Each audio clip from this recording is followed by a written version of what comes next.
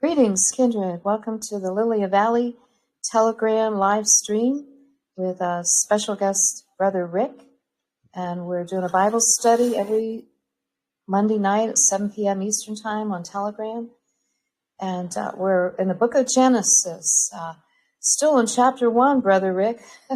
We're not getting too far, are we? Oh, we're going to have to crank it up if we're ever going to get through with it after 40,000 years here. So we've been gone, how many weeks, and we're still in only verse 20. But anyway, maybe we'll get it sped up here a little bit. Yeah, I think we ended on the 4th day, so now we're beginning to get into the 5th day. But there's a lot here that we need to cover. Incidentally, I just wanted to mention we're using the Companion Bible Bullet by Bullinger, who does the commentary. And he has this structure throughout the whole Bible, which is really unique. And I just noticed on the left-hand margin, if you look down at the bottom, you'll see a date, 4004. That's his timeline. So he's suggesting that right now in Genesis 1, we're at the year 4004 BC. But Rick, I think you said that you thought that might be a little bit off. I don't know. I think it's probably off myself, but he's getting that.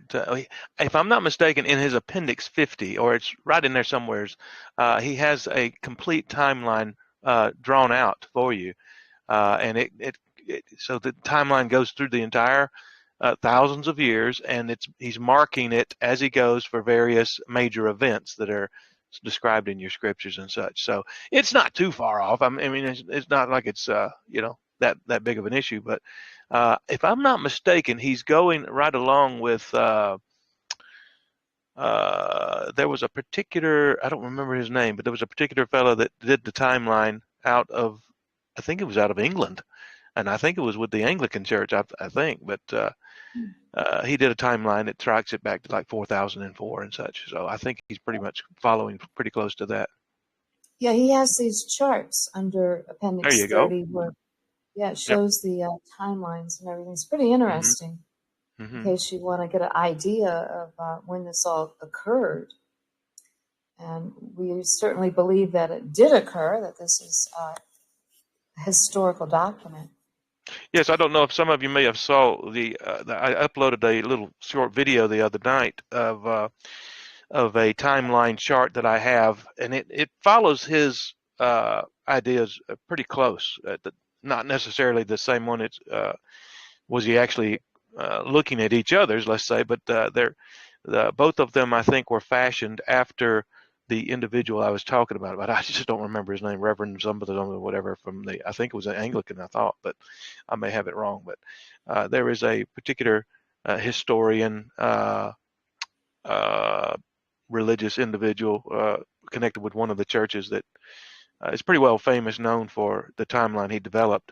And I think basically they're sticking pretty close to that particular timeline. Okay, great. Yes, and then you'll also see some italicized letters like C, B, and A, and that relates to the structure up here. If you notice the structure, chapter 1 through chapter 2, where it has the heavens and the earth, which are now, and you'll see the A, B, and C, and that's what these numbers or letters over here on the side represent. So it's pretty cool. Anyway, let's get started. We're on chapter 1, verse 20. And Yahweh said, "Let the waters bring forth abundantly the moving creature that hath life, and fowl that may fly above the earth in the open firmament of heaven." Okay, let's see. Now remember, he made a comment about the firmament in the I think it was out of verse 15.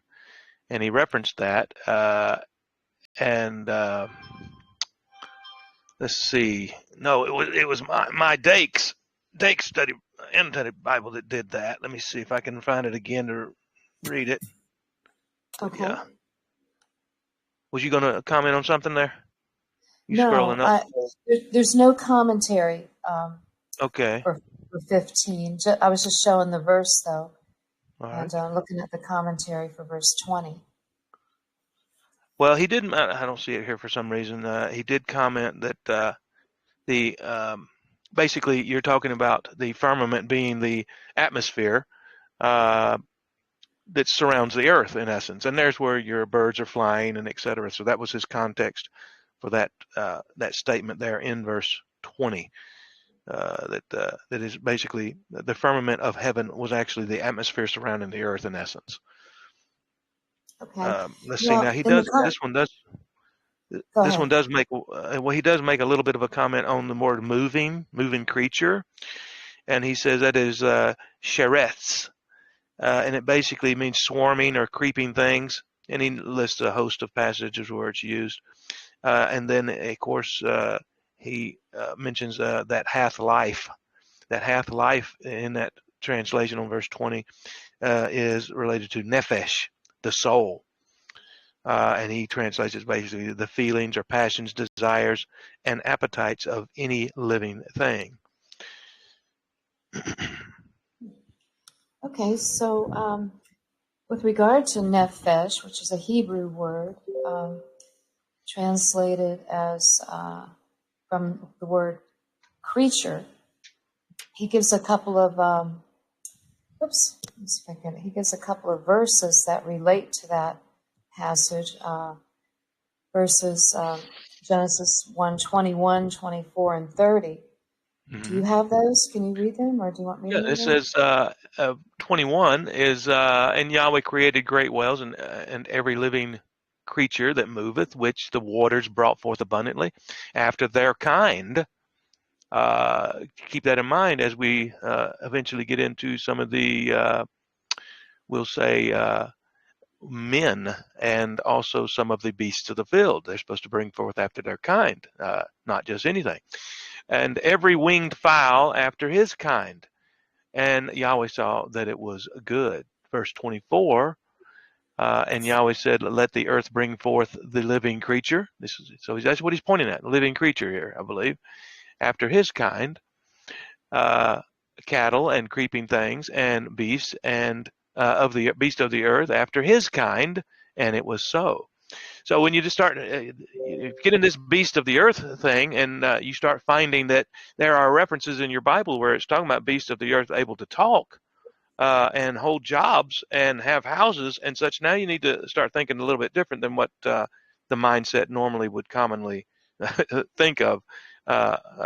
In our day and age, at least, as applied to a beast of the earth. So, but there is one thing important why he's referencing these passages is because it's basically the quote unquote soul or the breath of life was in these creatures, these created things. Uh, that's what it appears to be referencing. Now, he also references verse 30 again for this word, and to every beast of the earth, and to every fowl of the air, and to everything that creepeth upon the earth, wherein there is life. There you go, right there. That's probably dealing with nephesh right there, the breath of life. Uh, I have given every green herb for meat, and it was so. Then he references 2:7, and Yahweh formed man of the dust of the ground and breathed into his nostrils the breath of life, and man became a living soul. There you go. Uh, and then he referenced also 2:19. 2:19, and out of the ground Yahweh formed every beast of the field and every fowl of the air and brought them unto Adam to see what he would call them. And whatsoever Adam called every living creature, that was the name of thereof. That was the name thereof. So Adam's in here naming every critter that had been created. And then he references 9:4 and a host of passages here. Let's see. Well, it looks like he has 5 twice. I don't know if he meant 6, but we've got 5 in Okay. there twice. Okay. Let's see.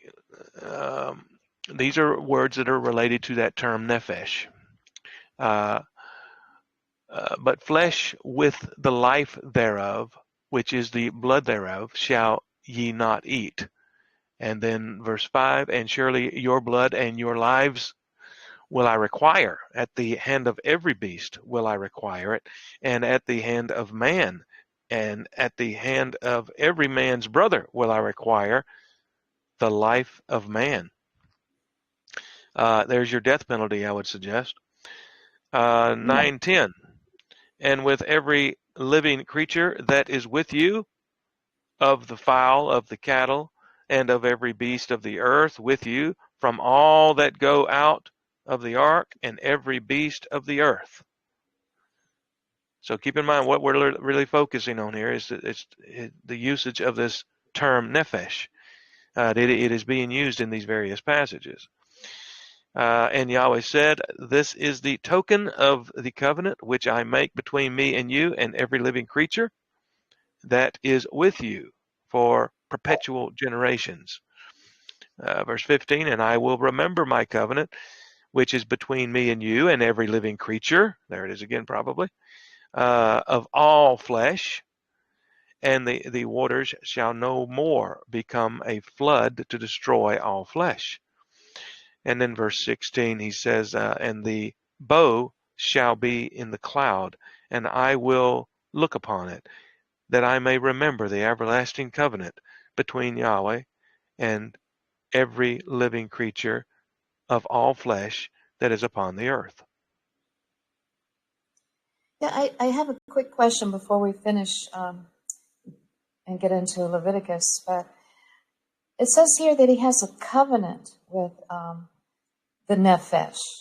I thought the covenant was only with Abraham, but what covenant is this that they're talking about? Any idea? Well, there are definitely other covenants. As a matter of fact, this commentary that I have here he goes through. I don't remember how many he lists. It's in the teens somewheres of Okay. the various covenants that are listed in your Bible. But there's more than one covenant. I mean, there's a Davidic covenant as well. There's an Abrahamic covenant, etc. Okay. So yeah, Yeah, we'll there's be different. covering those when Yeah, we get we to well, Genesis okay. 9. Yeah, But I just wanted to kind of roughly, establish that there is more than one covenant. there is, and but overall, who's going to be understanding it, since this is the book of the race of Adam? So if the book is Yeah. written to the race of Adam, then ultimately uh, the ones who are going to understand this message uh, would be the Adamites, would be having to understand that. I mean, your dumb animal necessarily would not, knowing that Yahweh's working on a covenant based upon them. And basically what it is certain, uh, we'll say, contractual agreements with how things will be manifesting in this creation. Gotcha. Okay, so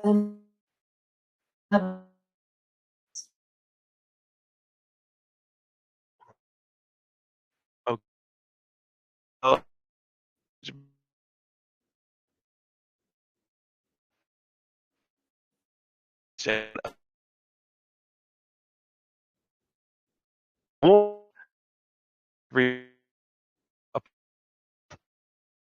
Verse 7, make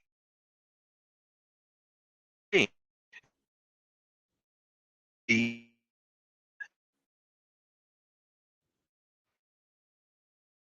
uh, New Testament uh, Paul gives uh, when chapter 3 verse 19, he says over in 1 Timothy chapter 1 8 through 11, he tells you that the law is good if a man uses it lawfully, and he goes on down and it tells you uh, that the law of Yahweh is still part of his covenant, that or his gospel that he teaches. Paul is telling you that, and he also tells you that the law is what determines what sound doctrine is. So, well, what does the law determine on far as you eating swine's flesh, or eating catfish, or eating anything else that is the scriptures considers unclean? versus eating things that are specifically clean.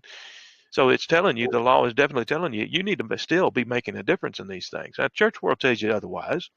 They misuse certain passages in Paul's writings and such too, but uh, there's nothing contradictory in Paul's writings regarding the laws of Yahweh. He's still upholding all of them, as far as I can tell, when it comes to, like I said, the laws of Yahweh, not those things that were added because of transgression, but those things that were part of the law of Yahweh from the very beginning. Exactly, I agree. Yeah, like he forbids us to eat swine. And how many people think, especially Christians, they think that eating swine is okay because Peter saw that blanket come down and they said, "Oh, don't call anything unclean that Well, God has that's the made catch clean." right there. Yeah, right Yeah, there. That what was the message that Peter says he learned from that? He said, "I was not to call any man right, common or unclean." That's the interpretation of the vision. And people want to turn it into say, "Oh, no, no, no! It says that every animal is clean now." That's not what it says at all. Matter of fact, Peter right, had said. By the way, this vision had taken place with Peter many, many years after the Messiah had already ascended. New covenant had already been kicked in, etc. So the things are flowing pretty normal. And years later, he gets this vision, and he says, "Not so. I have never eaten anything common or unclean." Now we can get into that when we get there, I guess. But there is a difference between common things and unclean things, folks. And he tells you right there. yeah. Now, And a now lot it's of our responsibility to get in there and break it down. these Christian churches, the what is it? You call it the harlots and abominations of the earth. Yeah. They try to say, "Oh, well, it says I shall call no man unclean," and that's the basis of their universalism. That one of the problems there is the term that's being used. So, a passage will never refute all of the other passages in both the Old Testament and New Testament, where it is absolutely exclusive. So, beware of anyone who wants to just take a passage like that and twist to pervert it to justify absolute destruction. They would be automatically promoting the destruction of the white race with such teachings. Universalism is satanic doctrine. There's just absolutely no two ways about it. It's designed with the intent to destroy the chosen race, destroy the holy seed, destroy the elect race. That's what they want to do. Right, and this and it permeates all of Christianity for the most part, which just proves the point that Christianity is satanic. But It's anyway, I beyond doubt. digress. It's beyond doubt. As far as I am concerned, they literally, according to the Bible, I believe they are worshiping Satan in disguise. Yep. Yeah, we'll have to.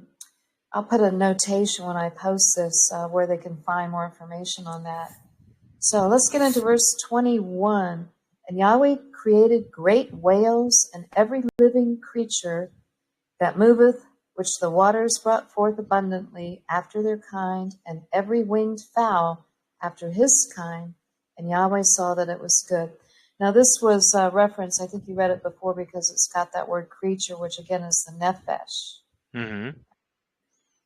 And let's see if there's anything in the commentary.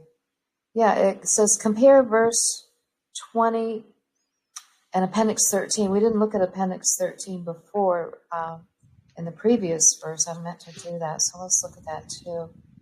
And then if you want to check out, okay, 13 is use of the word nephesh in the Old Testament. We won't read this whole thing, but you can look here on this chart. It's got nephesh, how it's interpreted several different ways, it looks like. Oh, absolutely. It is all over the place. Let me see here. I've got it. Ways nephesh is used.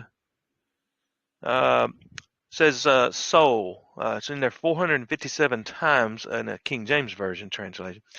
A A breathing creature, a living organism, the invisible spiritual part of man. The word is used 754 times and is translated soul 419 times, souls 59 times, souls, S-O-U-L apostrophe S, one time, so like for your soul's sake or something like this, and the 275 other times used, it is translated by 44 different words and phrases. The Greek equivalent of nephesh is uh, suke. So that's P-S-U-C-H-E, likely connected with our psyche. I'm not positive, but I bet it is. And he goes through just a host of ways this word is translated in relation to like lower animals or versus animals and man as an individual being. And this word is used quite dramatically in different ways. Yes, Nefesh is. I've seen where it's even translated as ghost or tablets, or I mean, it's there's no consistency here. It seems It's rather for this. broad. Yeah, Yep. very broad, and I think that's part of the nature of Hebrew because they didn't have a whole lot of words like we do in English, so they had to use one words for many different things. Yeah, well, you have if I'm not mistaken, you've got several thousand words in Hebrew. What is it? Comes up to about what 8,000 times or 8,000 different words in there, I think. I don't rightly remember now. Uh, so it turns out, if I'm not mistaken, there is only along the lines of about 5 or 6,000 English words, however. Hmm, I So, and see. that's the reason why you end up with in I'll just give you an example that I happen to know off the top of my head, and that is like Genesis 6:9. You have the word translated generations twice in there, but it's actually two different Hebrew words. It means two different Hmm. things. And so that's an example of where you might have 7 or 8,000 Hebrew words being used in your Bible, but then there's only 5 or 6,000 English words that's being used to translate it. So now, where does that come in? Why does that? Well, you wanted to make it readable as well. So I'm sure there's logical reasons as to why they would do such things too. But you just better be studying carefully uh, uh, these words and their sources, and yeah, be very careful. Well, this Appendix 13, where it gets into the word nephesh, is very helpful, and he explains the different uses. And I encourage everybody to check that out. Absolutely. Yeah. So let's get back here. We were in verse 21, right? Oh, Correct. okay. And so it references Genesis 1:20 that we just read before because it had that same word creature, nephesh. Okay, so let's go to, oops, I lost my screen sharing here. Hang on just a second, I'll get it right back. Okay, here we go. Verse 22, and Yahweh blessed them, saying, be fruitful and multiply and fill the waters in the seas and let fowl multiply in the earth. Now, one thing about there is that this is the first blessing mentioned, if I'm not mistaken. Let me see if I can find it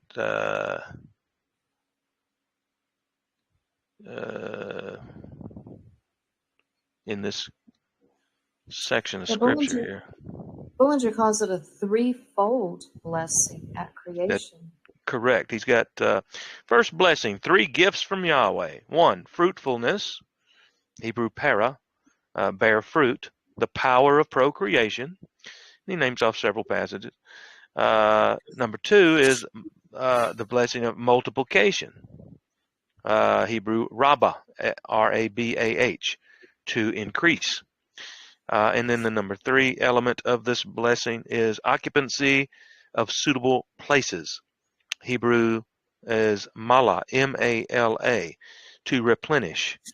There is there no doubt had been fish and fowl when Lucifer ruled, in reference to Jeremiah 4:23-26 passage, but they were destroyed because there was no sunlight during the flood of 1:2 of chapter 1 verse 2, Jeremiah 4:23-26.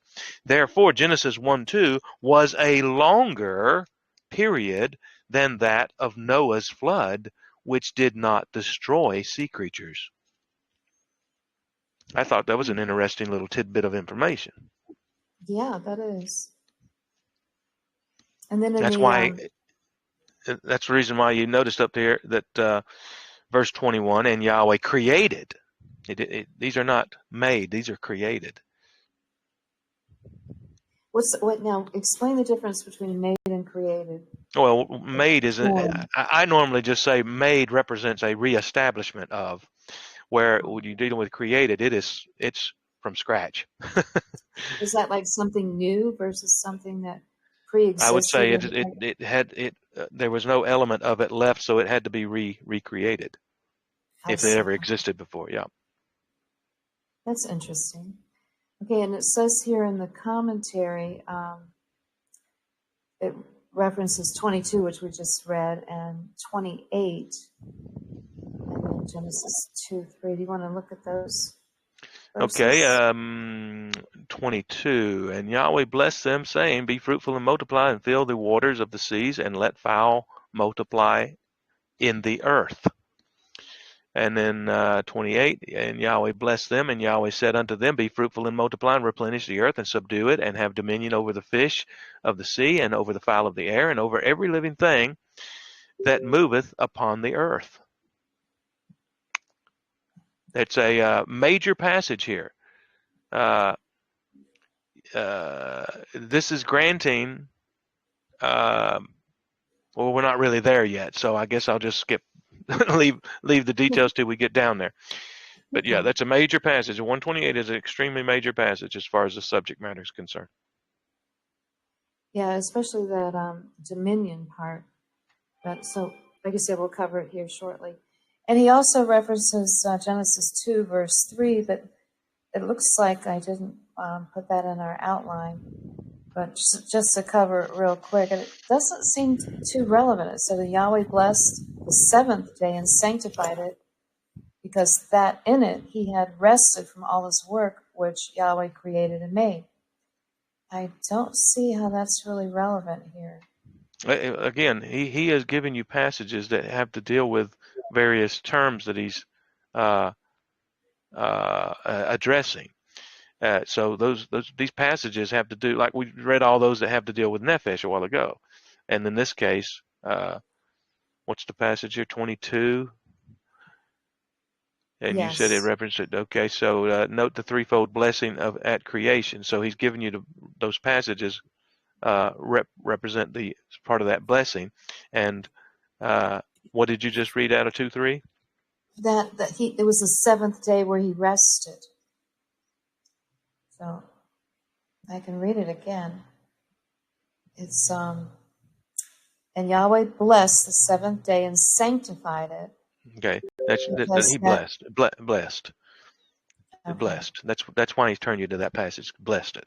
Okay, blessed. Yep. Gotcha. Mm-hmm. All righty. So next verse 23, which is and the evening and the morning were the fifth day. Okay. And it says see on verse 5. So I'd have to scroll up to see what verse 5 says. Verse 5. And Yahweh called the light day, and the darkness he called night, and the evening and morning were the first day. But here we have the evening and morning of the fifth day. Okay, what is, I guess I'm a little confused over that. I don't know why he turned you to that reference. However, I do have the 5 divine acts in day 5, if you would like for me to read them. Okay, sure. Okay, number 1 is Yahweh said. So a divine purpose stated. He's found it in verse 20. Then number 2 is Yahweh created, divine act. of bringing new living creatures into existence for the earth and man, verse 21. And then it is Yahweh saw divine inspection and satisfaction, verse 21. And then Yahweh blessed divine impartation of reproductive powers to fill the earth and waters, verse 22. And then Yahweh said divine commands for reproduction of fish and fowl, verse 22. Okay, so that has to do with the blessing, I guess, that he's drawing us to the attention. These are the 5 divine acts. Then within those acts was some blessings. Yes. Okay. But it says here in verse 23, where it talks about the evening and the morning, where the 5th day, that kind of brings up Yahweh's calendar, because it's at evening, at sunset, when the day begins. And then that's where the next day ends at sunset. Yeah, and so if you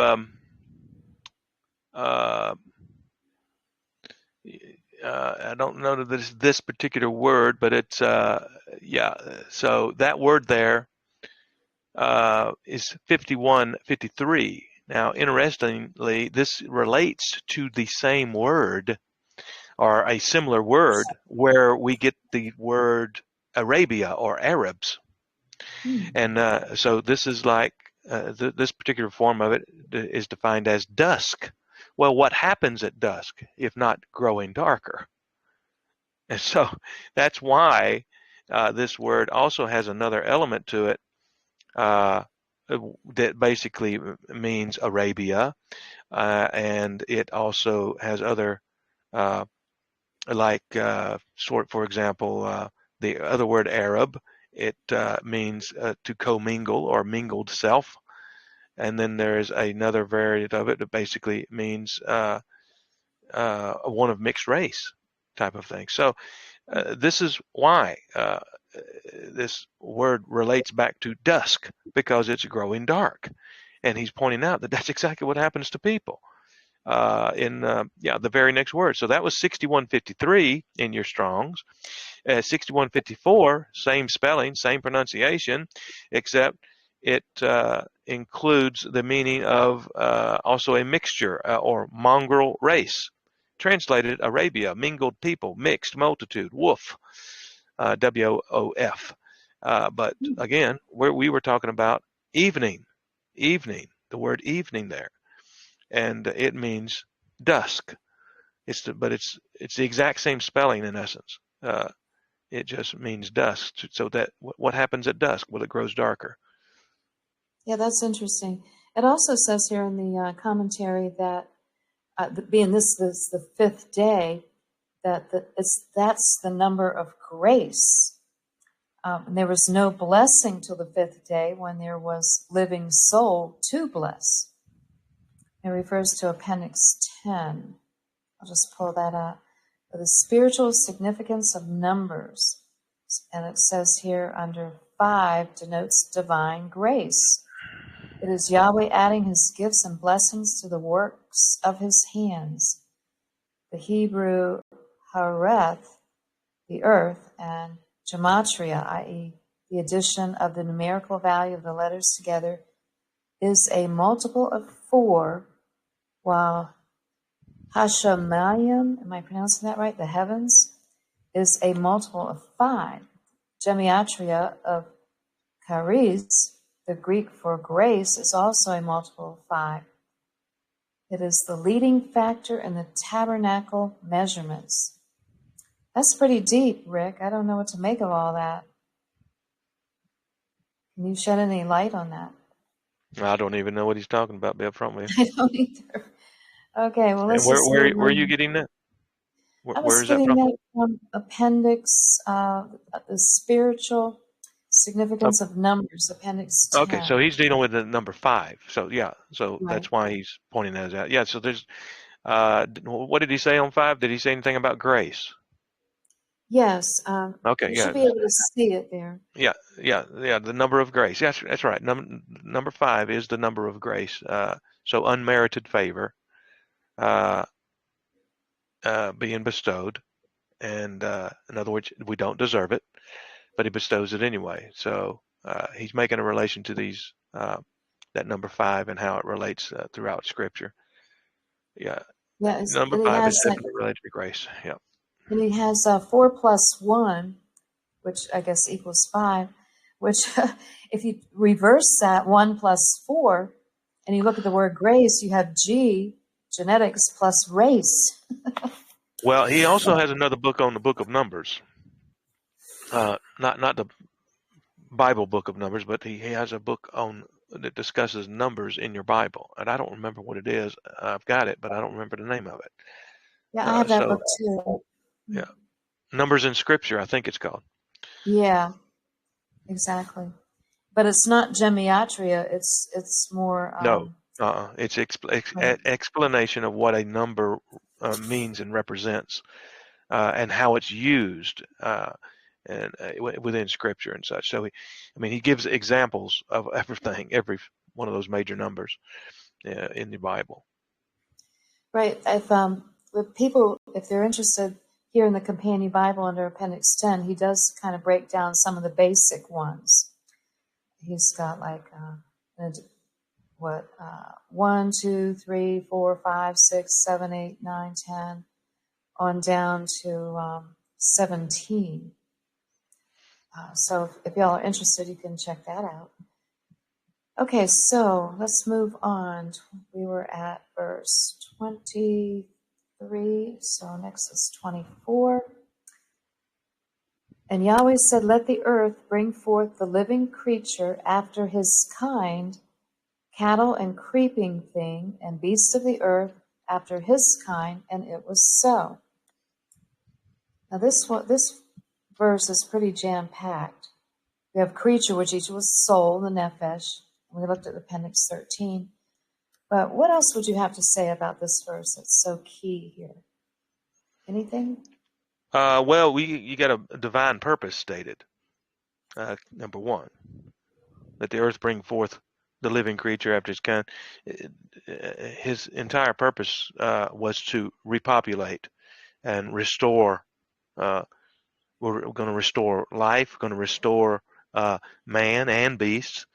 Uh, uh, some might say an Edenic Edenic covenant as well is being restored there. So, and there's no telling how long this recreation element lasted. Well, there are ways of telling, but actually, it gets very complicated. But the bottom line is there is a timeline element to how long this lasted before the fall. There's Yeah, other and books that give you specific numbers, as a matter of fact. gotcha.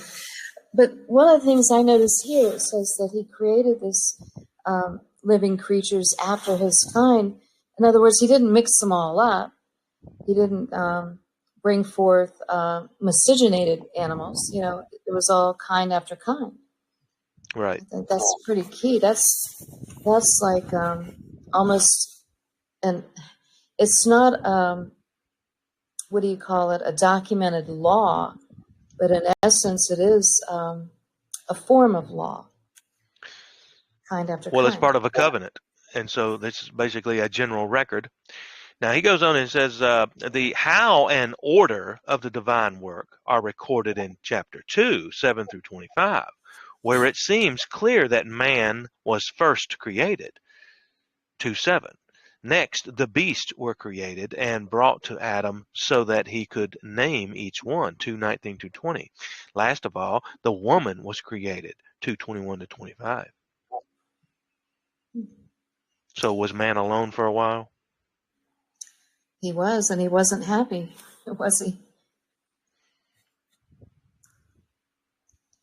Anyway, I guess what I was trying to explain is this is like the difference between common law and statutory law. You know, where you have the Ten Commandments would be your statutory law, and then this here would be your kind after kind would be like your common law.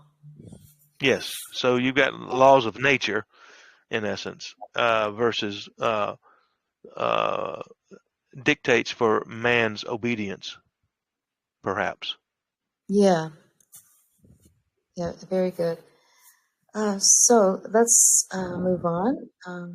There's not much in the commentary for verse 13 Verse 20, which or one? Verse 24. 24? Okay. So we're at 25. Yeah, I Okay. guess I don't think there was much commentary under 24. No, and there's not much commentary here either for 25. And Yahweh made the beasts of the earth after his kind, and cattle after their kind, and everything that creepeth upon the earth after his kind. And Yahweh saw that it was good. Okay, anything? There's no corruption there, right? Not yet. Okay. So let's go to 26 then. And Yahweh said, let us make man in our image, after our likeness, and let them have dominion over the fish of the sea, and over the fowl of the air, and over the cattle, and over all the earth, and over every creeping thing that creepeth upon the earth. Okay. We have lots of commentary here. Anything you want to start off with? Well, one thing is the let us. You can go over to Psalms 82 and do some research on the counsel of Yahweh being revealed in that section of Scripture. And so these intents to take this plurality element out is definitely not called for nor justified in any sense of the word. So beware of those that I would argue beware of those that would attempt to take that out, because this is a council. There is basically a hierarchy already established involved with this type of elements of creation. And it's not like everybody's around a petri dish or something and throwing in their own little version of it, and poof, here comes something. No, this is uh, a council discussing it in essence, and they've come to an agreement. And then Debar Yahweh has been given the authority and the power to do the creation, and that's what's going on. It seems to me. So So yeah, what is that Psalms that you were talking about, that you referred to about the council? Psalm 82.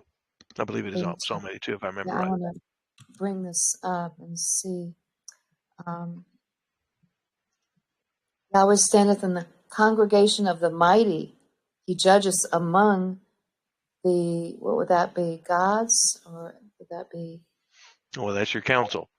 that's Now the you can king. look into all types of writings regarding this, and yeah, there's different opinions obviously available because there's different people out there that are thinking on it. But you're dealing with to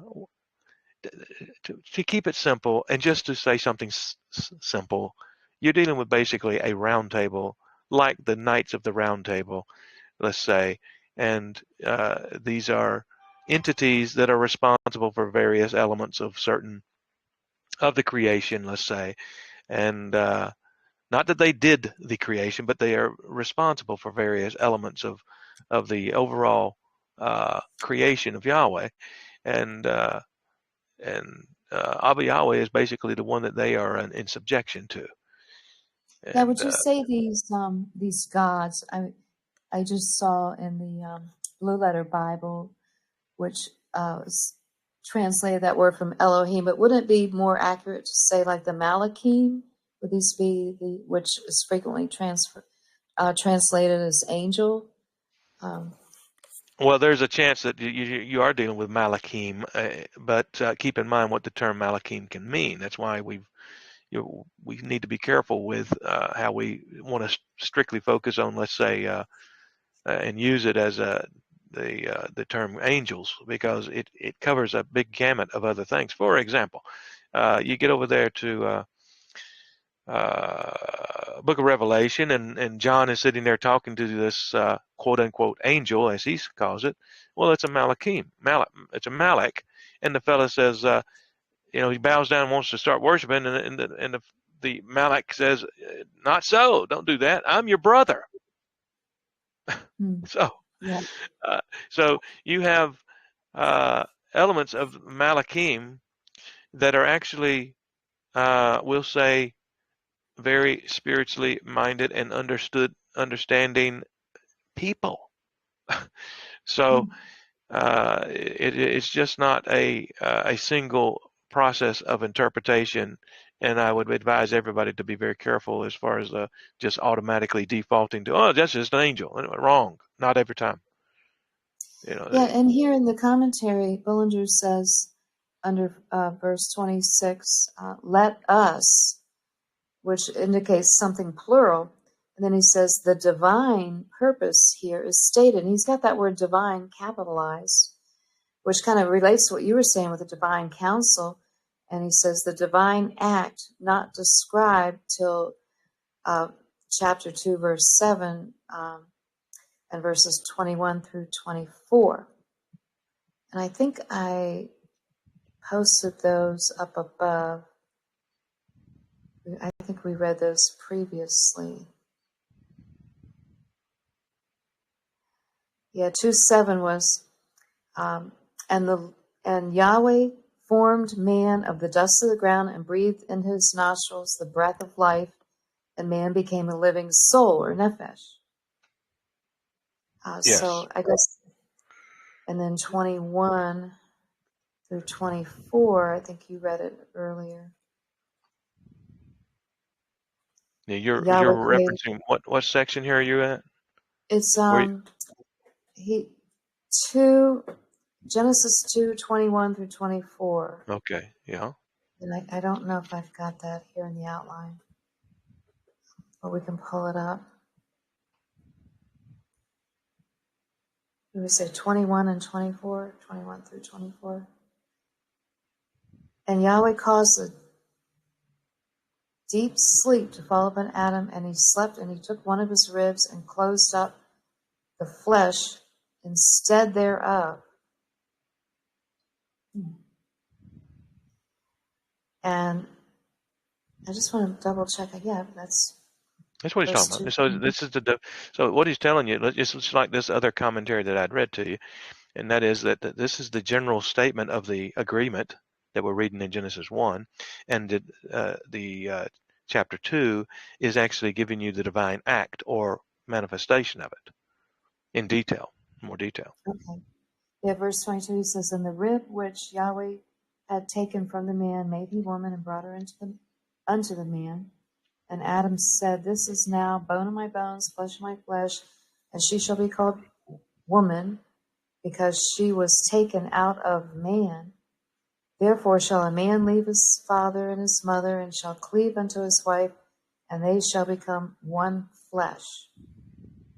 Okay, now how that relates to let us create man in our image. Why is Bullinger referencing this? Divine purpose.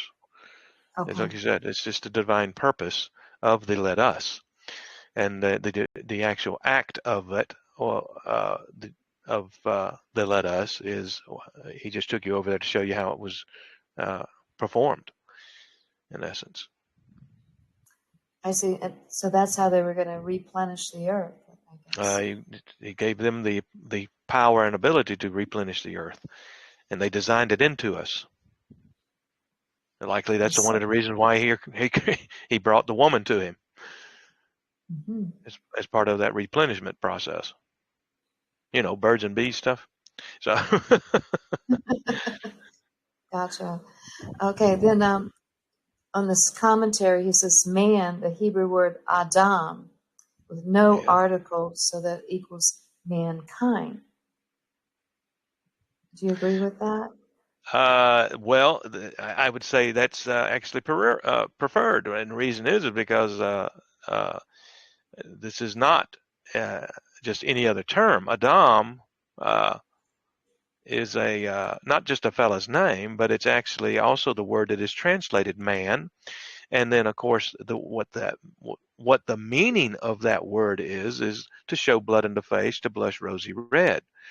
This is a racial identifier, folks. This is not just something that you throw to the side. This is a racial identifier term, and that is what equates with, as he just showed you there, as mankind. So when you think of a pygmy, or you think of a Hottentot, or a Negro, or even a Mongol, you're not talking about mankind. That is not mankind. That is something else. That's beast kind, as a matter of fact, or living creature kind, if you want to be a little less harsh in the terms. But yeah. So the Adam kind, or mankind of Adam, is basically to show red in the face or to blush. There's only one race that does that, and that's the Caucasian race that I know of. Yeah, so And then, your other races are not equated with mankind. That's the bottom line. They're not. The other races are not Adamites, and so it becomes important to know the distinction, especially when you get over here to chapter 5, verse 1, where it tells you this is the book of the race of Adam, or the generations of Adam. And the question becomes, well, who else would have been uh, thinking it was to them if Adam was the only one created? Well, that's because he's not the only race, or only one that has understanding, or that can think, etc. There's others, and they're not included in the book. Is not to them, and so there's no sense in digging in there and demanding that we have evidence of other races being created, and what they did, where's their lineage record, and all that. It's not to them. It's not about them. It's only if they come in contact and cause some type of issue with the people of the book before they're even referenced anymore, and they are yeah, referenced here and there. right. Let's look up this word Adam and here and see what the definition is, so that we can. I think it should be here about showing blood in the face. Tools. It's a Hebrew 120. Adam. Okay, now keep going. And what does it say it's from? From 119, right? From one, yeah, I'm trying to get to that. Let's see, 119. Would that be in the Browns Driver Briggs edition? Oh, it doesn't matter. It's Strong's is fine. It says under Strong's 119 is to show blood in the face. That is flush or turn rosy. And then you have it defined as dyed, made red, ruddy, etc. Yeah, here it is, even under 120. Adam, from ruddy, i.e., a That's right. human. That's right. That word ruddy means red, That's to right. show red on the face or to blush. And in your Brown And Driver's Briggs, it's defined as it to be red, ruddy. Uh, a To be rubbed red. Well, if you get rubbed on your arm, what color does it turn if you're a white person? right, So to cause to show blood, to show red, to cause to show red, uh, to emit redness, to glow red, to look red. This is Brown Driver's Briggs explanation of it, but yeah, Strong's is pretty good. It just says to show blood in the face. yeah, and To here's the root word, the etymology, 119. Adam, to be red, to be ruddy, dyed red, reddened, cause to show red, which is to blush. So it's definitely referring to one type of man, and that would be your Caucasians, because they're the only ones that blush or show red in the face. Although I've heard people say, oh, my wife is Chinese and she blushes. Oh, really? Okay. hmm, I've never seen a Asian person blush, and not that it's visible anyway. They tend to be more yellowish. they even call themselves the yellow race. So there is a difference, and Yeah, there is. there would be a difference in the colors as well. if she did blush to some degree. And keep in mind, we have a competition going on in this world for world domination. The other races have deliberately tried to uh, uh, imitate and mimic the chosen race. Always have, always will. They still do it today. That's why you see the blacks putting on the hair straightener, and you see them uh, Bleaching their hair blonde. bleaching themselves blonde. And matter of fact, you had Michael Jackson bleaching his skin or doing something to his skin, Yeah, which I was think that all was done demonic. with glutathione, will cause your skin to turn white like that. Yeah, But it's unnatural looking on on a black person. But anyway, we're absolutely. getting close. I want to try to finish this verse 26, and then we'll end here, Okay. where it says, "Image and likeness," figuratively, Hendi Asas, Appendix 6. We'll have to go there and look at that. It says, "One thing, not two." And then it says, quote, "In the likeness of our image, these of Elohim," or Malach, not Jehovah, the second person who had taken creature form in order to create. Colossians 1:15. Did I put that down? 115, I contend, is uh, telling us of Debar Yahweh that did this.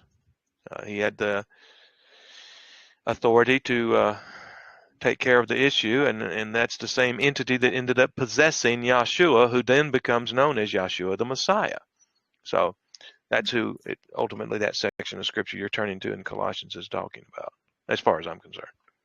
Yeah, and Debar Yahweh, that word Debar means the word, right? So The we're word of talking about Yahweh, the spokesman of Yahweh, he is referred to as the Son.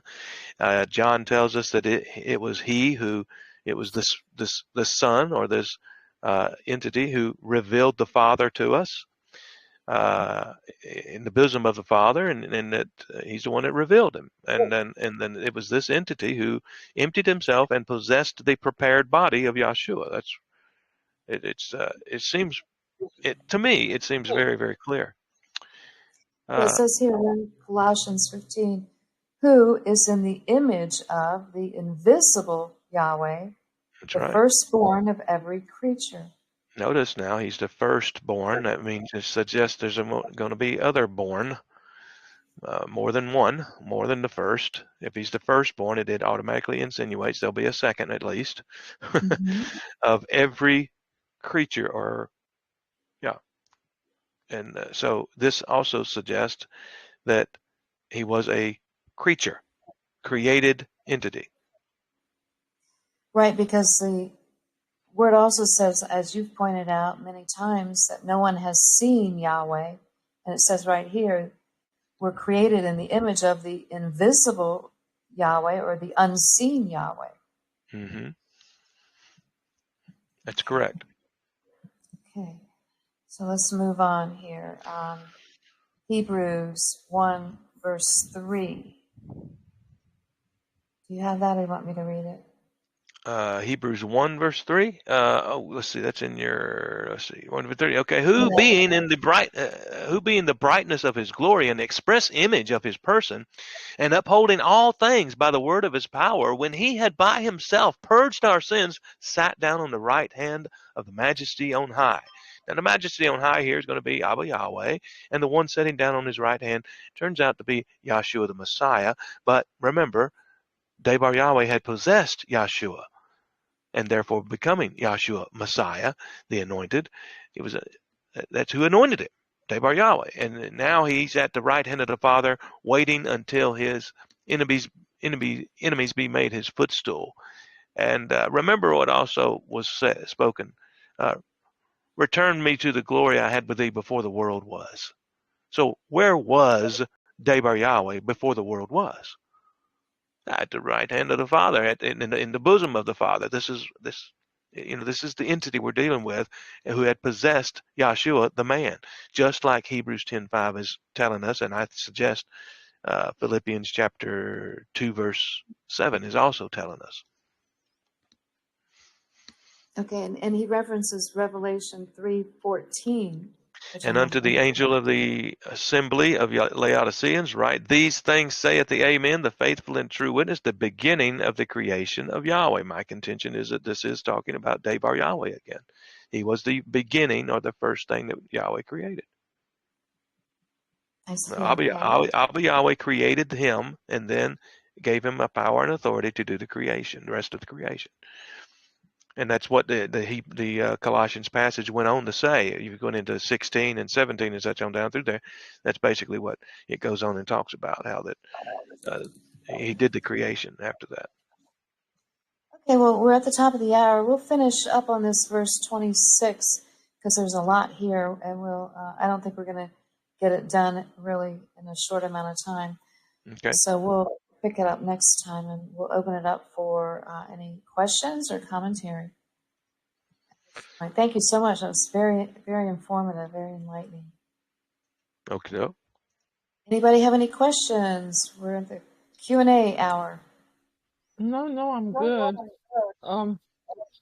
One question that I might have, but it's not related to what you guys talked about.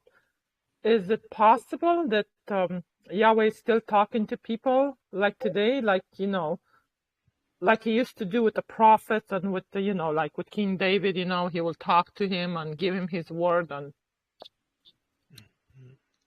Well, if you're asking me, I believe he does.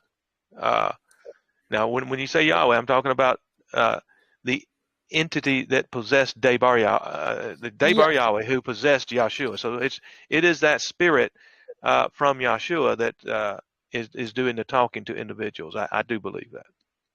Yeah, because I had a very, very weird experience like a long time ago. Mm-hmm.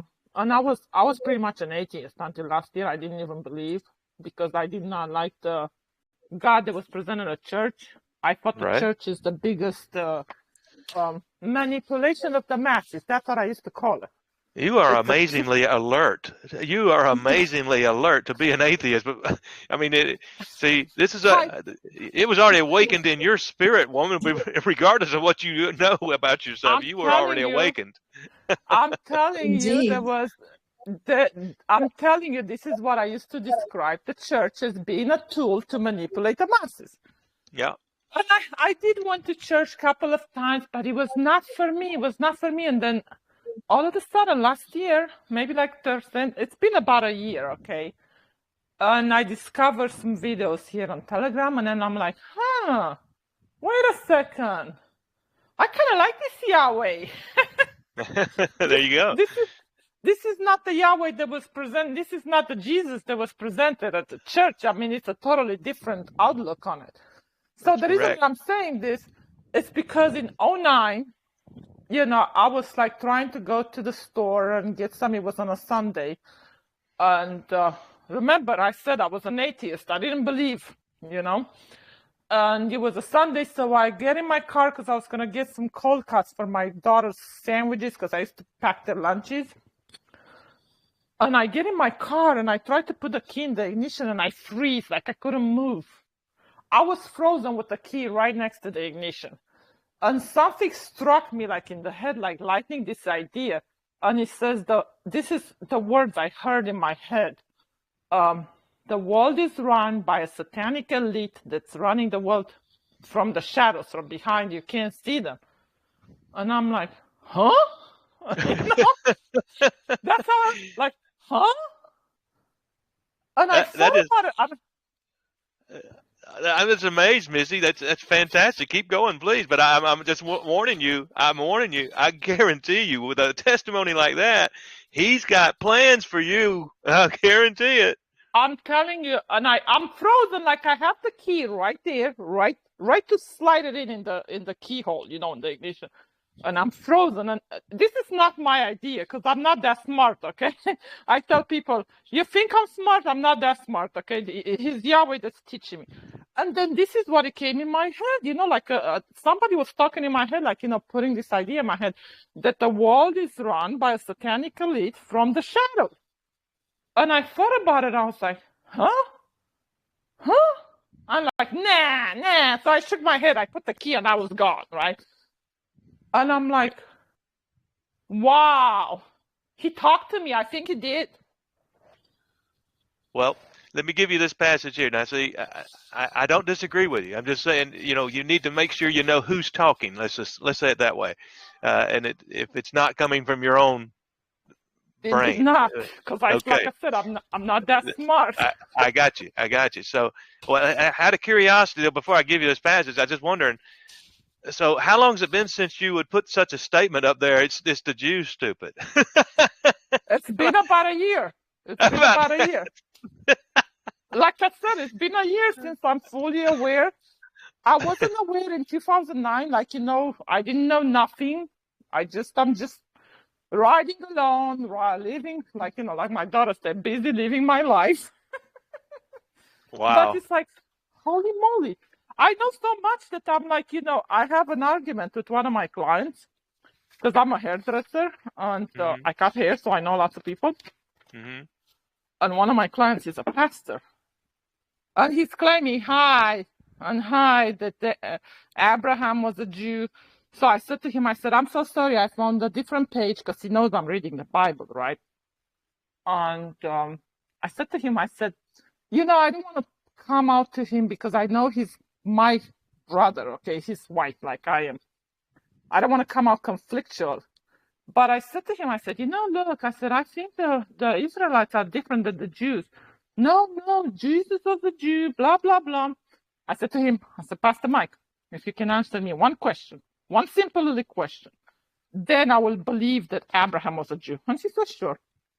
So I said to him, listen, didn't God told Abraham in Genesis that his children are going to multiply so much they're going to become nations on the face of the earth? He said, yeah, that's correct. I said, can you name all the Jew nations on the face of the earth? Because I don't know none. That's right. That's right. I've used that before. I said, well, where is the Jews' multitude of nations the Bible promised they would become? And they never manifest the multitude of nations. And then you name off a whole lot of little details like that, and it's only manifest in basically the white race of European descent. I mean, Exactly. We are the ones that Yahweh brought forth to bring forth Western civilization, Missy. We brought forth Western civilization. And it's a blessing upon the entire world. And guess what they want to destroy? Guess who the Jew? They want to kill us, yeah. That's right. They want to destroy Western civilization. They want to kill us all. That's why they're trying to flood our lands and et cetera with all this vermin, et cetera. They're behind it. I keep telling everybody, we're an endangered species right now. That's right. Well, I just want to drive this point home. It's in my view, at least. Correct me if I'm wrong. I'm open to correction, Missy, even by you and anybody else. No, but I just agree keep with in you mind, 100%. we're going to win this, and he promised that.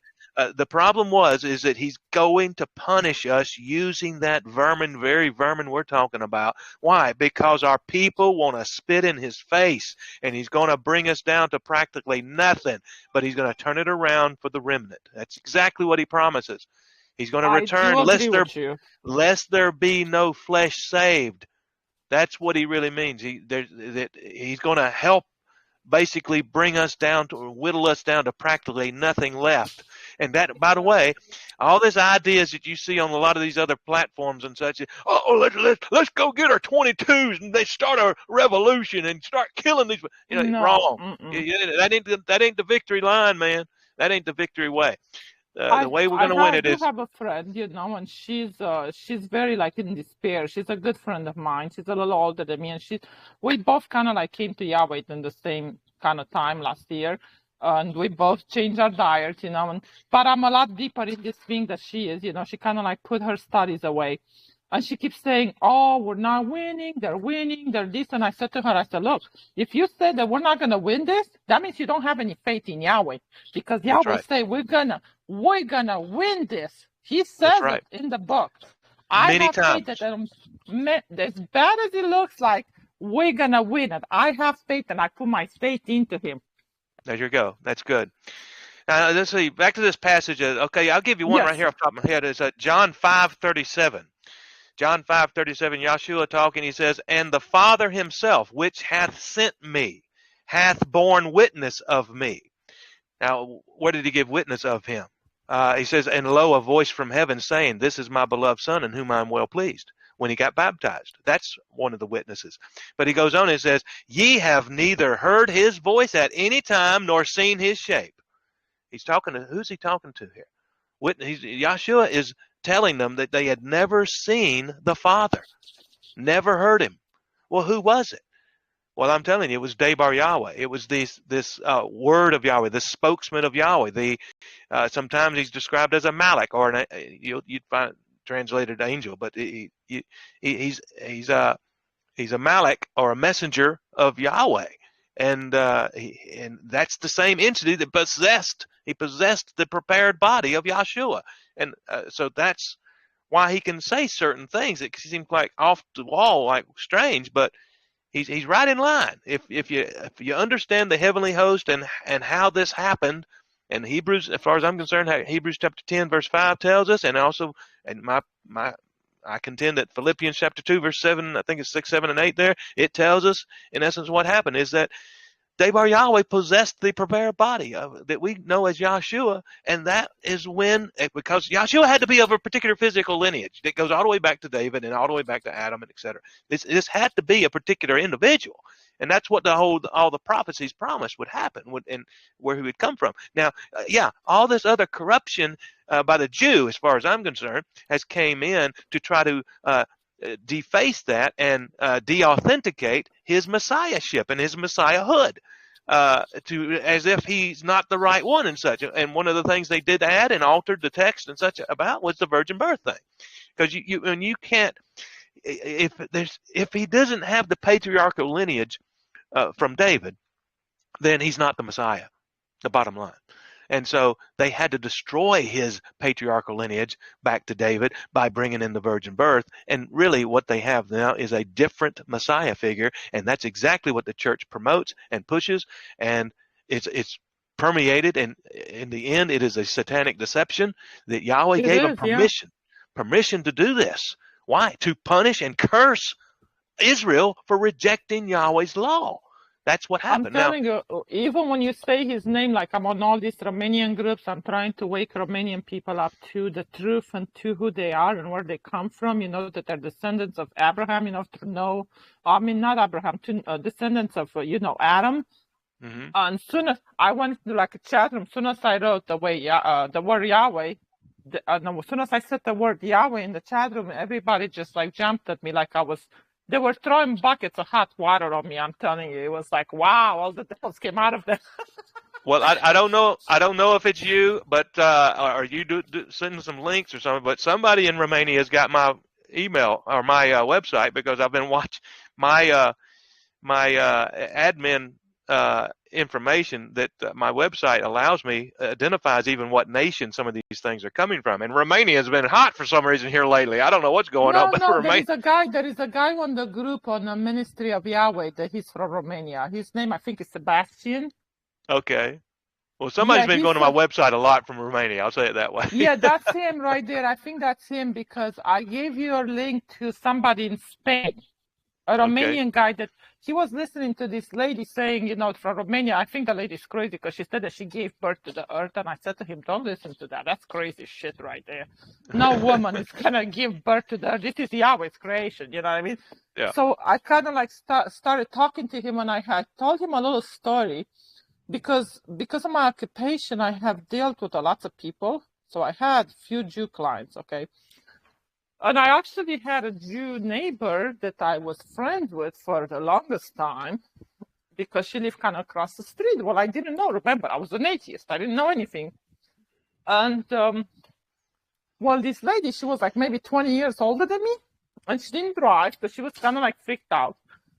And every single time she wanted to do something in the yard, like to trim a bush or something, she would call me over. Hey, can you cut this flower for me? Can you do this for me? She would never touch a plant. And I'm like, I didn't see nothing wrong with it. I was just like, she doesn't have a green thumb, So then, last year I started reading, Genesis and the curse of Cain, that he can't grow food on every plant that and I'm going like, holy moly, smokes. That is the curse. That's why my neighbor couldn't trim her flowers. My Jew neighbor, she called me all the time. Holy smokes, the curse is real. Yeah. Be careful who you're aiding and abetting, Missy. Be careful who you're aiding and abetting. I know, but I didn't know back then. Well, she's dead. She died like 3 years ago. But, I didn't know back then. We're talking like 20 something Yeah. years ago, Yeah, right. And I didn't know anything about it. And I'm like, wow. Yeah. Yeah. Yeah. She couldn't grow. And to me, that was like, holy smokes, this is real. So Yeah. that brought me even closer to Yahweh because I knew that the curse was real. And it's Yeah. not just that instant, it was different. I had another Jewish client that again, she's like, oh, nothing, I don't have a green thumb. Everything I touch, it dies. Oh, I'm wondering why, because I plant flowers and I plant trees in my yard and all that, and everything grows and blooms beautiful, Yeah. That's, Yeah. Well, that was back to my your question. subject. Yeah. Yeah. Well, you brought up some good things there as far as who was it that spoke to you? And my contention would be it would be either a Malak on behalf of the Spirit of Yahweh that is, or else it was actually Yahshua that would have reached down and basically addressed you in some way along that lines, or one of his, like I said, or one of his messengers. But It's that's just one instance, okay? Because I have another instance. I've never told anybody but one person this before the COVID happened, because I didn't want people to think that I'm kind of out there like cuckoo, And ever since I was a little girl, I had the feeling that something is coming upon humanity. I'm gonna be part of the people that's gonna save it. And I'm like, I'm waiting all my life for something to happen, and then boom, COVID hit, and I'm like, what? you might get the chance soon here. Oh, I'm ready for it. I'm telling you, I'm ready. All right. Well, there's another passage I wanted to share as well, Okay. basically concerning your idea, your situation, but not to in any sense of the word condemning what you're talking about. I'm trying to help you identify, well, what was this from and where was this from? So that's why I gave you the passage over here earlier where it said that they'd neither heard his voice or seen his shape, and it's talking about Abba Yahweh. So it wasn't Abba Yahweh that did this for you. It was either a Malakim, or something dealing with Yahshua himself, perhaps we'll say it that way.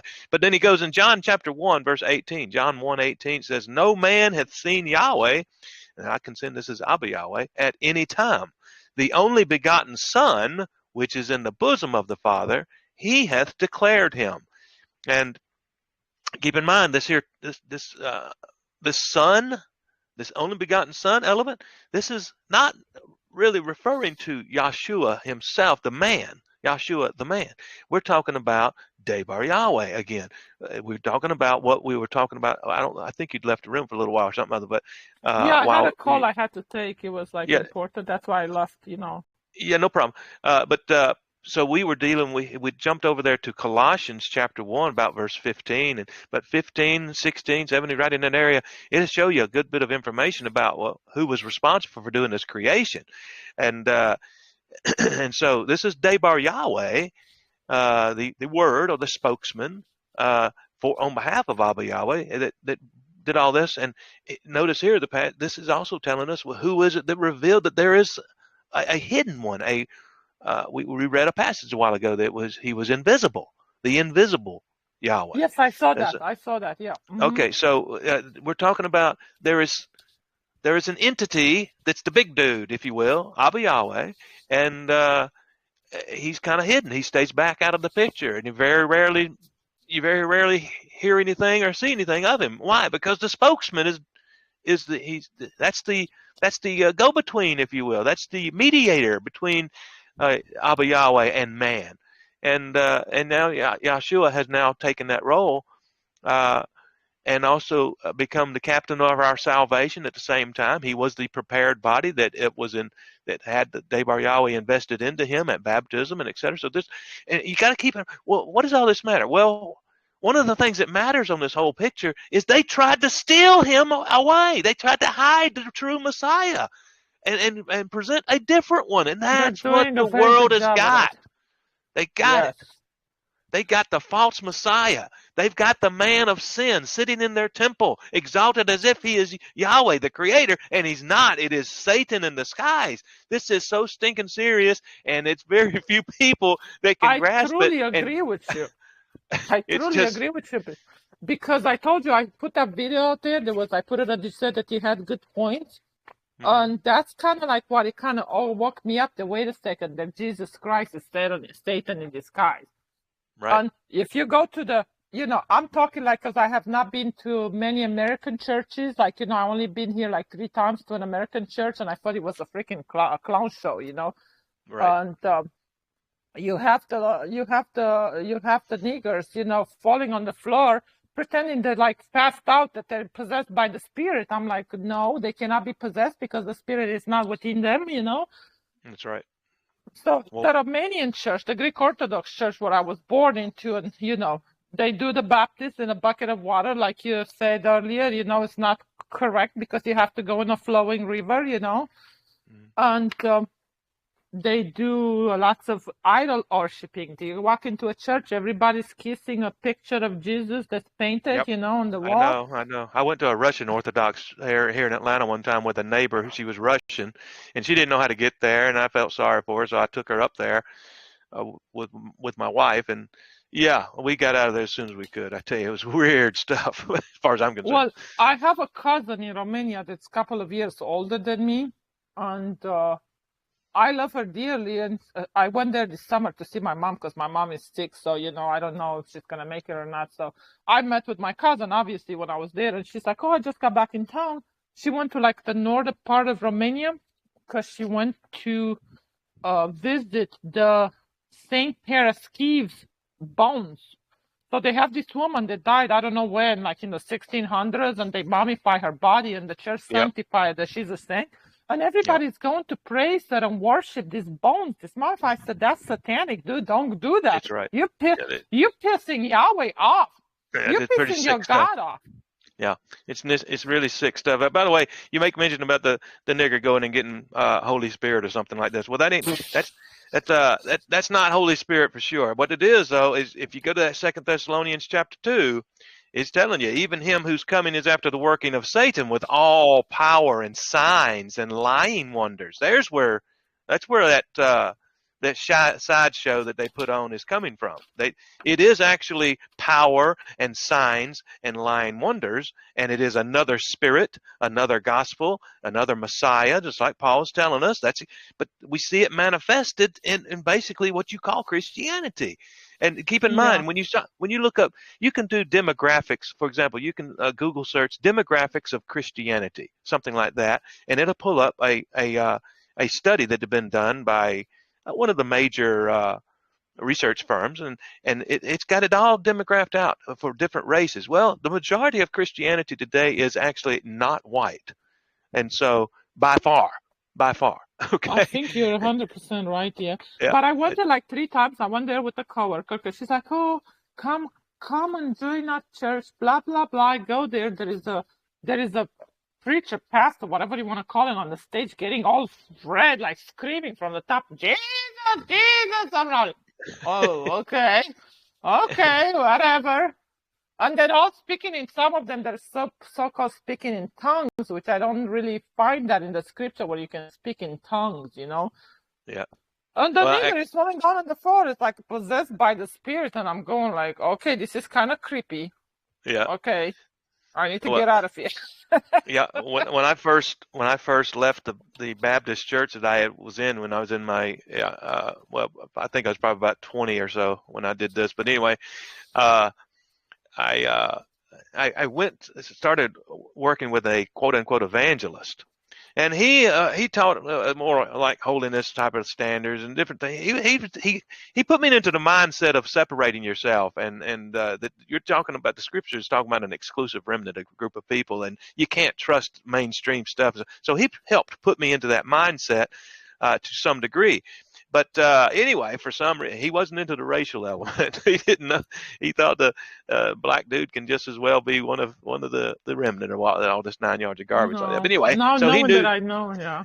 Yeah, no. So he wanted me to go down to downtown Atlanta with him. Okay, talking about nigger town in this section we was in.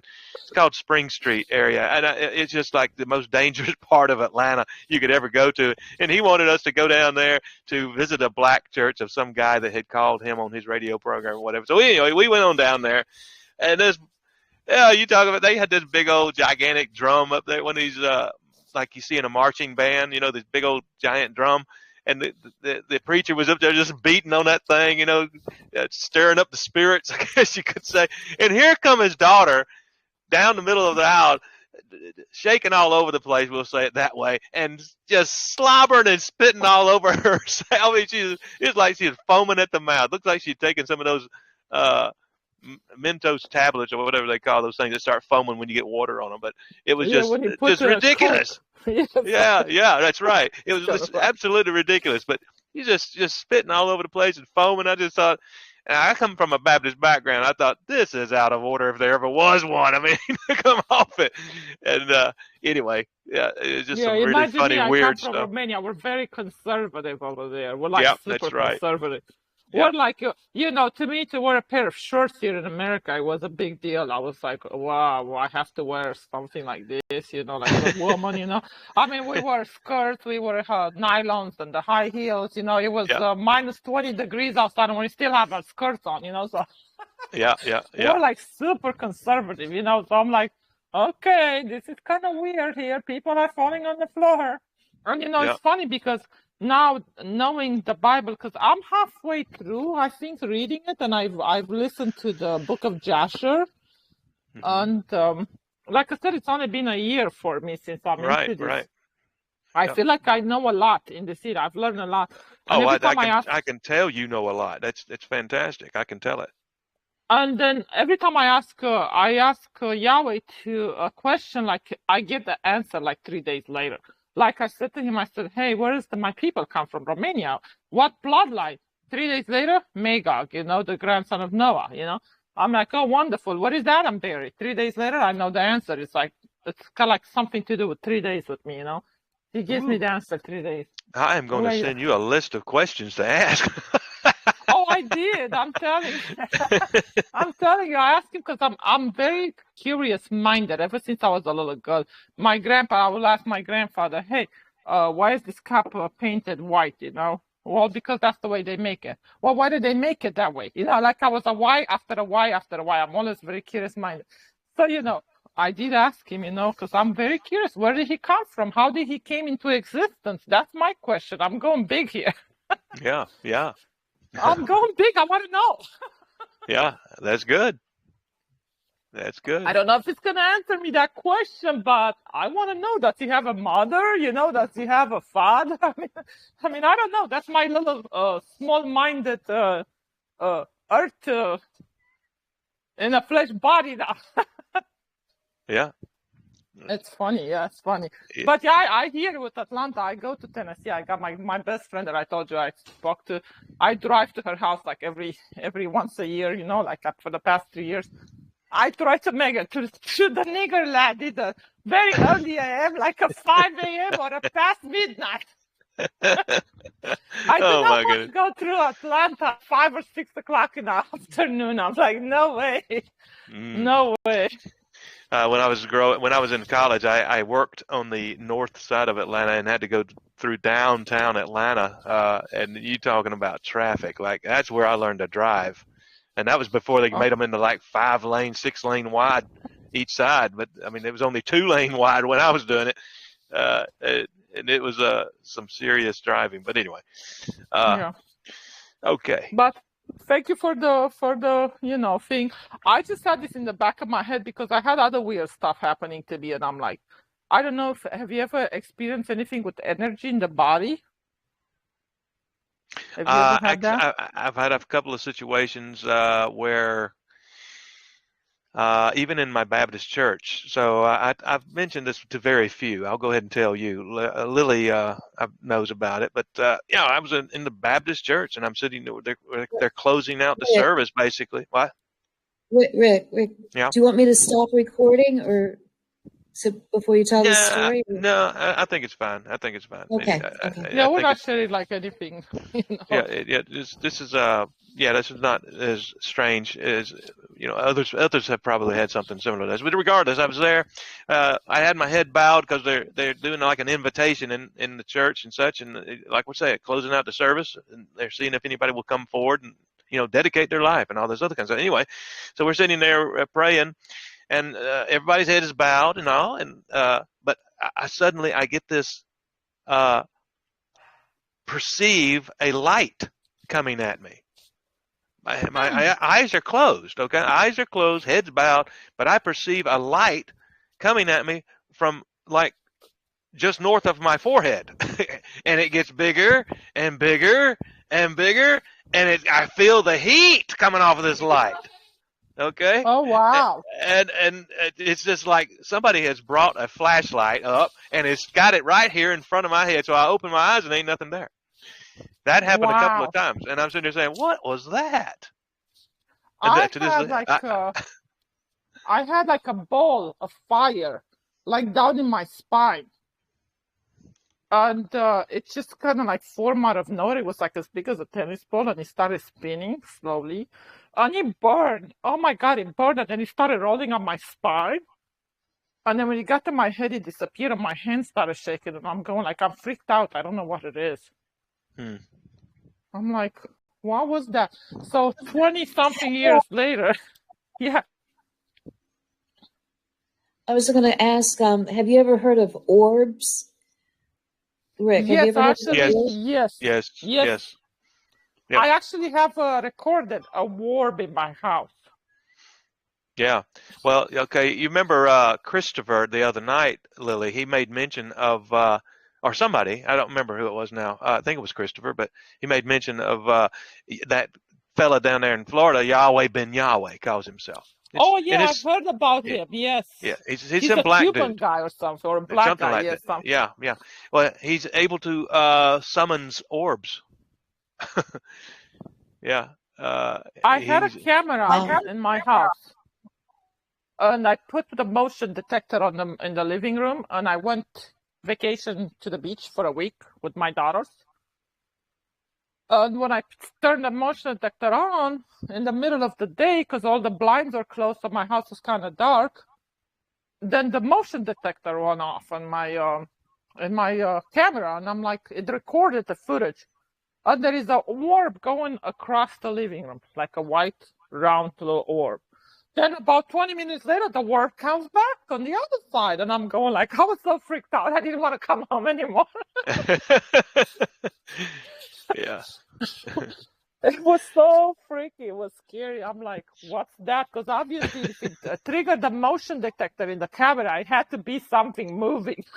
Oh, yeah. Well, there's another situation where I knew Lily, you might remember Mocha on Pow Talk.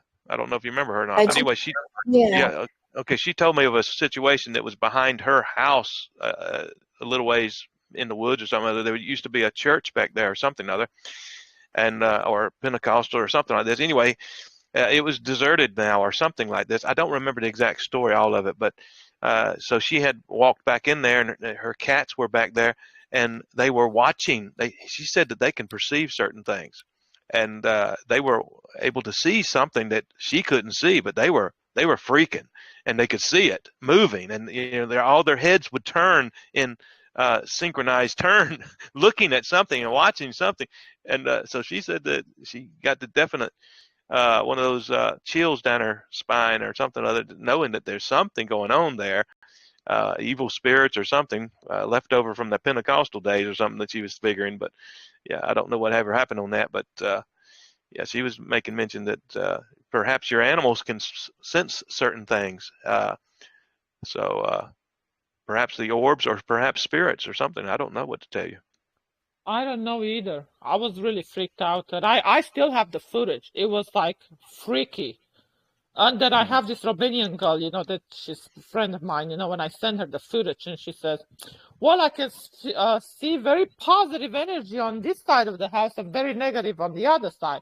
Well, of course, the positive was where my bedroom is, and the other side, it was where my daughters are, because, they're little commies over there. Because the college made them commie, Yeah.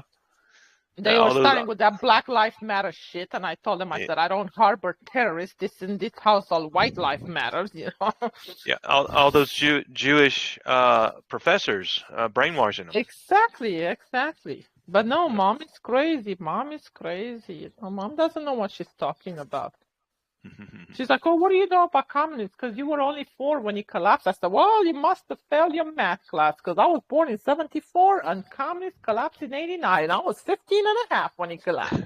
I know more about than a 4-year-old. What do you know about communist living, Mom? Oh, I know a lot. Yeah.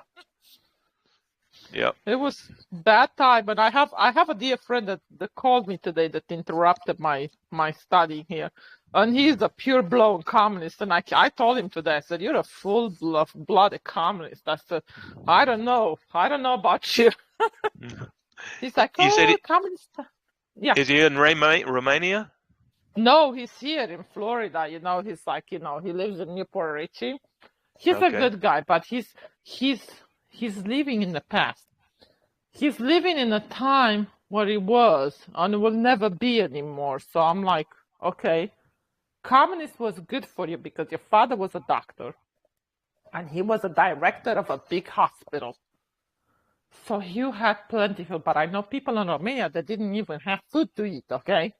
Right. So, I mean, really, those times are never coming back. So he came from the lineage of somebody who was some of the selected at the top. Yes. Yeah. Yeah. I was not selected at the top, but I can't complain. I always had a good life there. I can't complain. We always have food. My family always have food because we had grandparents in the countryside, and they will farm, and we will eat animals off the farm that my grandparents will raise. So I never really have a problem with food, but a lot of my friends growing up, they did.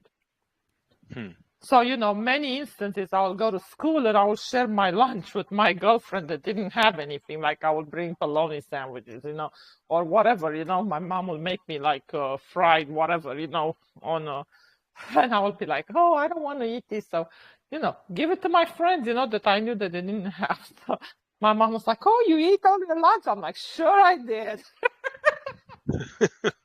Now you're making me hungry. I haven't eaten yet, so. Yes. I'm sorry. No problem. But anyway, I'll let you guys go because I'm sure I need to take a shower. I'm full of paint here. I'm painting. I'm trying to sell my house so I can downsize a little bit and come out of the usury system. Okay. There you go. I wanna buy a little townhome cash. Will be great. Well, Missy, do you have any prayer requests or anything? We can end in prayer and. Well, like I said, if you guys want to pray for my mom, because I'm not asking Yahweh for money or anything. I'm just asking Yahweh to keep me healthy so I can go to work. And health is the most important thing I think in our lives. And how's she doing? How's your mom doing? She's okay. Like I said, I don't know. I mean, she was telling me yesterday that she was having some stabbing pains in her heart. And I'm like, are you having a heart attack? Or she's like, I'm not calling the ambulance. I'm like, well, she had fall for the fake medication. And I was just reading, I think, I'm in the 2nd Chronicles about that guy that was a king. I forgot his name because the names are so funny, that he died because he trusted his physician instead of Yahweh. Who was that? Hezekiah? Rick, do you know? No, it was before him. Oh, before him? Before him, yes. I'm in Hezekiah. I'm reading about Hezekiah now, but it was before me. Maybe it's something with the A. Yeah, Asa, I think it was Asa. I think it was ASA. I think it was name. I don't remember. Yes, Asa. Yes, and he said that he died because he trusted his physician, and that's kind of like my mom. That's cool. This kind of like my mom. She's been going to doctors for like decades, and now she's at 10 pills every day. And I said to her, when she came and visited me like in 2018, and she comes with like a suitcase full of medication. I'm like, what is this pill? Because I'm a curious minded. What's that pill? She's like, oh, this one is for my heart. I said, what problems do you have with your heart? Oh, I'm taking a pill because the doctor said to keep my heart healthy. I said, Mother, when have you ever heard of taking a pill to keep your heart healthy? God gave you, because you see, I can't tell her Yahweh because she doesn't really grasp that concept about Yahweh. Right. I tell her, I said, God gave you a healthy body. You don't need to take a pill to keep it healthy. That's the pharmaceutical industry. So, I'm sure that those pills have done some damage, Right. Did she get the jab? No, Oh, no. good, good. She's very against the job because she said that if this heart doctor that's supposed to operate on her is gonna ask her to take the job, she's gonna go without being having surgery, and how many days she's got, she's gonna enjoy them, and that's it. Hey, Missy, She I tell said, you, I was having some little problems with sharp pains coming through my heart for many years. But every time I take fish oil, there's basically yeah. Mm-hmm. yeah, the little capsules. I don't have those problems anymore. And of course, I go to the gym as well now.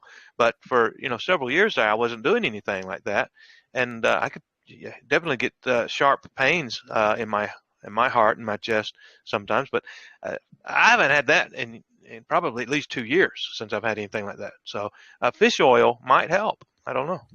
I'm gonna tell her that because I take it every day. I don't trust the fish oil that's over here. I bought Yeah, some fish oil capsules that are made in Denmark. yeah, I can put the picture if you want on the chat. Oh, I'd love it. I'll put the picture. I bought them in Europe, and I brought me like I don't know how many pills of them. How many capsules? Like 500 of them. Right. And I looked on Amazon, and I saw that they have them because I do not trust anything that's sold in here. Everything is full of poison. Yeah. And I've seen a video where they take a fish oil and they put it on styrofoam, and the styrofoam pretty much melts. I'm like, Yep. what's in there? Yep. Yep. So, yes, I'm gonna tell her because she's got a pharmacy or whatever you want to call it very close to her house there. Mm-hmm. Yeah. Hey, isn't there an herb that is holy something? I'm trying to think of what it is. And if I do a search on holy, I get so many hits, it's hard to find. I know I worked with black salve before. Have you guys heard about that one? It's very, very good. I was trying to find there's an herb that actually I know that it's called hawthorn, but I think it goes by a different name in the scripture. Holy basil is one. Holy basil. Holy basil. I wonder if that'll come up. But I know that hawthorn is, and I'm not sure what the biblical term is for that particular root, but Yeshua actually picked from that hawthorn tree, and that's supposed to be very good for the heart. It's like a tonic. I'm gonna have to do some research on it. Yeah, I mean, it is what it is. Nothing I can do about it, I just have to pray for her. Okay, well, do you want to close in prayer, Rick? How about you going ahead? Actually, I got a bit of a headache myself. Oh, okay. And Missy, do you have any other prayer requests? No. We'll pray for your mom. Okay, well, Father Yahweh, we just come to you humbly and submit our wills to your will. And if it is your will that Missy's mother be healed of her heart condition and of this, you know what she needs, you know what she's suffering from, and we just ask that you touch her and heal her and give her a peace and bless Missy also and continue to have her grow in your word. It sounds like you're doing some amazing things there. And we just ask that you continue to open her eyes to the truth and bless our brother Rick here, who's been such a wonderful, blessed teacher for us. We ask that you put divine protection over him, that no evil will come against him. And we ask all these things in the name of Yeshua Messiah. And Yahweh bless us all. Hallelujah. Hallelujah. Hallelujah. All right. Well, I'm going to end this recording and we'll end the live stream. And Missy, we'll see you next time, okay? Yes, thank you. You guys have a good night. You too. All right, you too. Good night. Bye-bye. Bye-bye.